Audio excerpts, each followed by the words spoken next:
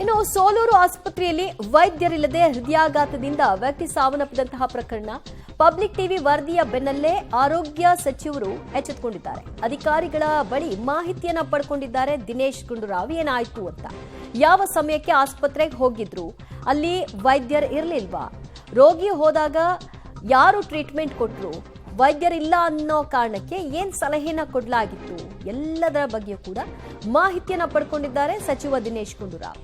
ನಿನ್ನೆಯಷ್ಟೇ ಸೋಲೂರು ಆಸ್ಪತ್ರೆಗೆ ಕರ್ಕೊಂಡು ಹೋದಾಗ ನರ್ಸ್ ಇದ್ರು, ವೈದ್ಯರಿರಲಿಲ್ಲ ಮತ್ತು ಅವರಿಗೆ ಪ್ರಥಮ ಚಿಕಿತ್ಸೆಯನ್ನ ಕೊಟ್ಟು ಆನಂತರದಲ್ಲಿ ಬೇರೆ ಆಸ್ಪತ್ರೆಗೆ ಹೋಗಿ ಅಂತ ಸೂಚನೆ ಕೊಟ್ಟರು. ಹೋಗೋ ಮಾರ್ಗ ಮಧ್ಯದಲ್ಲಿ ಅವರು ಸಾವನ್ನಪ್ಪಿಟ್ಟಿದ್ರು. ಈ ಇನ್ಸಿಡೆಂಟ್ಗೆ ಸಂಬಂಧಪಟ್ಟ ಹಾಗೆ ಪಬ್ಲಿಕ್ ಟಿವಿ ವರದಿ ಮಾಡಿದ ನಂತರದಲ್ಲಿ ಸಚಿವರು ರಿಯಾಕ್ಟ್ ಮಾಡಿದ್ದಾರೆ. ಅಲ್ಲಿ ಸೋಲೂರು ಹತ್ರ ಒಂದು ಹಾಸ್ಪಿಟಲ್ ಕರ್ಕೊಂಡು ಹೋಗಿದ್ದಾರೆ. ಅಲ್ಲಿ ಹಾಸ್ಪಿಟಲ್ ಹೋದ ತಕ್ಷಣ ಡಾಕ್ಟರ್ ಇಲ್ಲ ಸರ್. ಅಲ್ಲಿಂದ ನೆಲಮಂಗಲ ತಾಲೂಕು ಆಸ್ಪತ್ರೆಗೆ ಬಂದಿದ್ದಾರೆ. ಬರೋದ್ರೊಳಗೆ ಡೆತ್.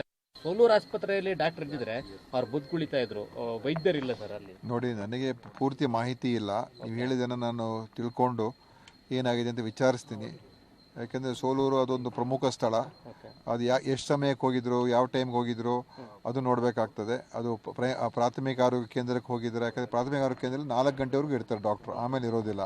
ಸೊ ಈ ಥರದ ಇರ್ತದೆ. ಸೊ ನಾನು ವಿಚಾರಿಸ್ತೀನಿ ಎಲ್ಲಿಗೆ ಹೋಗಿದ್ರು ಏನು ಅಂತ. ಅದ ನಂತರ ಡಾಕ್ಟ್ರ್ ಏನಾದರೂ ಅಲ್ಲಿ ಪೋಸ್ಟ್ ಆಗಿ ಅವರು ಅಲ್ಲಿಗೆ ಕೆಲಸಕ್ಕೆ ಹೋಗಿಲ್ಲ ಅಂತ ಹೇಳಿದ್ರೆ ಅದು ಖಂಡಿತವಾಗಿಯೂ ಅಪರಾಧ ಆಗ್ತದೆ. ಅವರು ಅಲ್ಲಿ ಯಾರು ಅಲ್ಲಿ ವೇಕೆನ್ಸಿ ಇದ್ದರೆ ಅದನ್ನು ಮುಂದೆ ನೋಡಬೇಕಾಗ್ತದೆ.